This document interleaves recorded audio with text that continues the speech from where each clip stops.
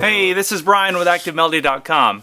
In this week's guitar lesson, we're going to take a look at this acoustic blues composition that has kind of a Cajun feel to me. There's a call and response element where we go back and forth between a rhythm and lead, and those two parts talk to each other, but a lot of heavy strumming in this. So I've actually created a separate video that's just on the strum technique, and that's available to premium members. I pulled that out of the main lesson. But anyway, in this video we're going to take a look at the first half of everything that I just played. If you'd like to watch the second video, as well as that extra strum video, and have access to the tablature for this, you can get all of that at ActiveMelody.com. Just look for EP192. That's the lesson number for this lesson. So let's go ahead and get started with part one. Alright, so let's jump into this rhythm. We'll start off with the rhythm part. And just remember, I do have a separate video for premium members that goes into detail on the strum pattern, when to go down, when to go up, and all of that stuff. But I'll try and be brief in this one just to give you the 30,000 foot view, and we'll still cover it. So we're going to start off by making an E chord down in first position, and with the right hand we're going to play down, up, muted down, up. So let's try that. That's the first thing. You can hear that muted strum in there. Then there's another muted strum, which is a downstroke. So you got down, up, down, down, up, down, up, muted down. And then I'm going to add my pinky to the 2nd fret 3rd string. That creates a sus chord. And I'm going to play down, up, down, down, up, down with the right hand like this. Now on that last down, I took my pinky off the fretboard. The E chord shapes down. The E chord shape stays down the whole time, but by adding your pinky there, you're changing it to that sus chord. So let's back up. We have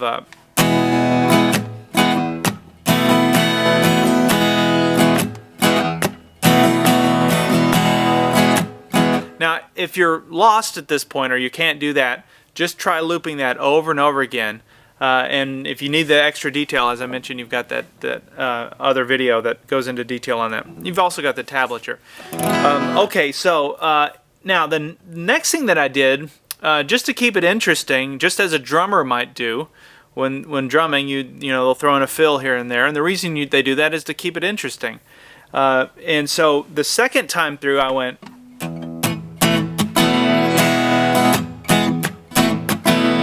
So it kind of almost sounds like a stumble a little bit. It makes me think of like a heart palpitation. You know, everything's beating normally, and all of a sudden there's this little trip, but then we go right back into the same rhythm.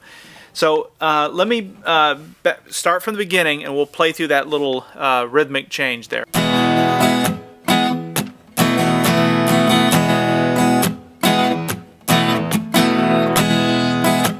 And it just repeats. And I played through that 4 times just to set up the intro, kind of to establish where we are. And the last time,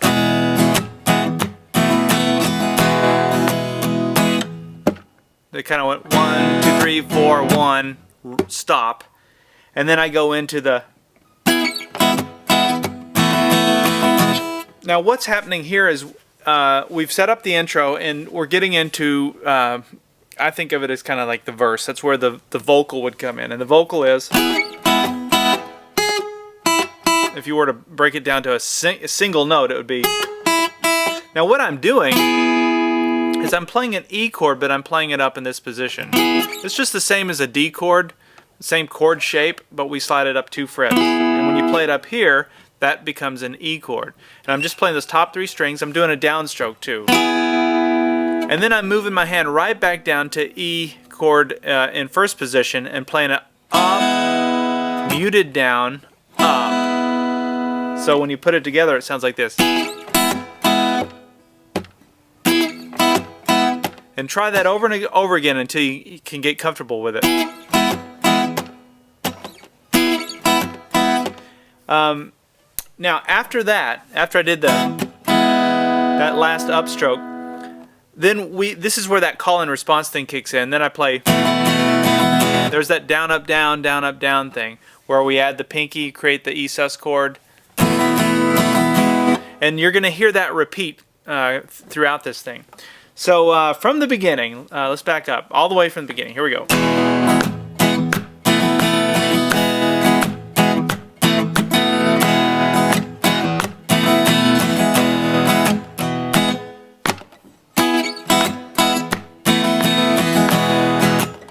Okay, and after there's a muted, or there's an upstroke and a muted down.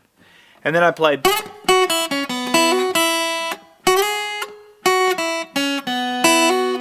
And what I'm doing here is I'm playing the major pentatonic scale for E. So if we're in E minor pentatonic scale, which I know a lot of you know the minor pentatonic scale, pattern 1 for E would be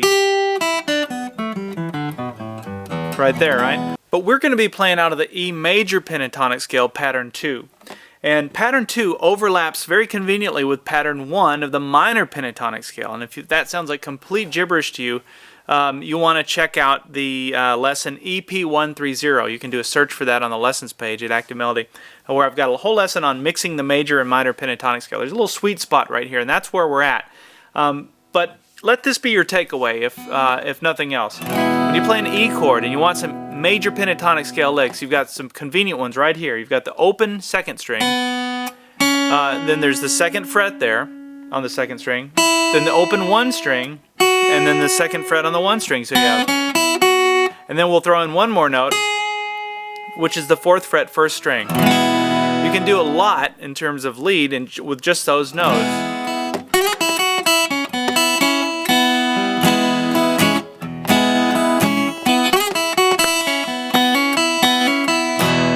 I mean, I'm just kind of noodling around with those 5 notes, but it probably is ringing some bells with some of the stuff that you've heard in old blues songs and whatnot. But that's the very convenient way to get to that pattern 2 of the E major pentatonic scale. So that's just sort of the background, at least where the notes come from. Now let's get into what the notes are. So I repeated this phrase often, which was, it's pretty easy. I'm using my middle finger. I'm starting on the 2nd fret 1st string, sliding up to that 4th fret, back to the 2nd fret. So it's down, down, up with the right hand, open 1 string. There's the down stroke on the 2nd fret 2nd string.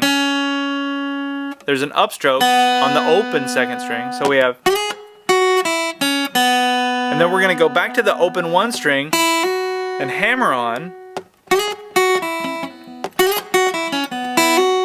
And then we're going to do an upstroke. And then that allows me to, since it's an open string ringing out, I can put my hand right back into position, play the E chord, and then strum on a downstroke. So when we play that little lick, or that little phrase, it goes. Okay, let's back up now. We'll take it from here.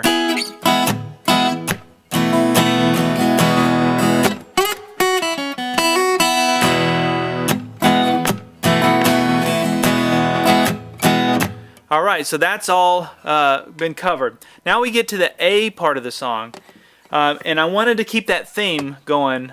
So like, that's the first part of the vocal. And the second part was, you know, it's just another version of that. But now it's got a little more blues and we're switching it to the A. So what I played was an A7 chord. You just bar the first 4 strings on the 2nd fret there, and then you take ring finger and play the 3rd fret 1st string. So it's a downstroke. Then I took my hand off the fretboard, played the upstroke on the open 1 string. Then after I hit that open 1 string, I put my bar back down and played the A chord again. But this time I'm just playing strings 5, 4, 3, and 2. So when you hear that together, it sounds like this. Look at the strum pattern. It's down, up, up. And then to keep in the theme of the rhythm, I went. So I kept that bar there, and I put my middle finger down, and all I'm doing is just alternating between an A chord and a D chord. We're just not making the D chord like this. I'm making it in a way that matches this bar here a little better. But I've put my middle finger down on the 3rd fret 2nd string, my ring finger down on the 4th fret 4th string, and that's a D chord. It's just sort of the bottom part of that chord. And we're going to play that same down, up, down, down, up, down. Just like that. But we're going to do it like that. So, the A part now sounds like this. And then, right back to the little lick part. Okay, let's back it up. We'll take it from here.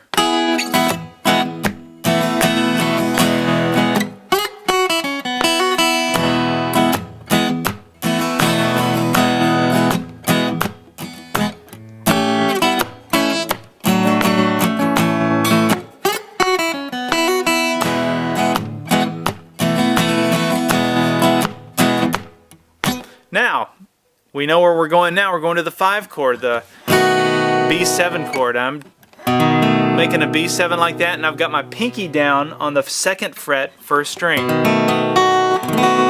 So the melody part goes like this. So you do that with the chord. So once you make the chord, it's just a downstroke, up and then down on the 1 string. Take your pinky off and then go to the 3rd fret 2nd string and bend it a little bit if you can. So it's, and then after I bent that, I strummed the chord again as a downstroke.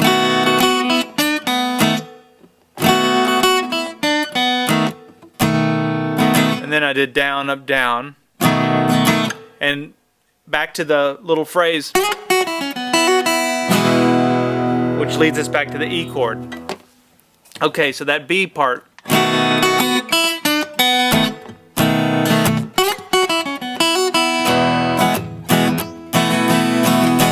And then it stops right there. And that is where I'm going to end part 1, because we go into another whole section, which I'm saving for the part 2 video.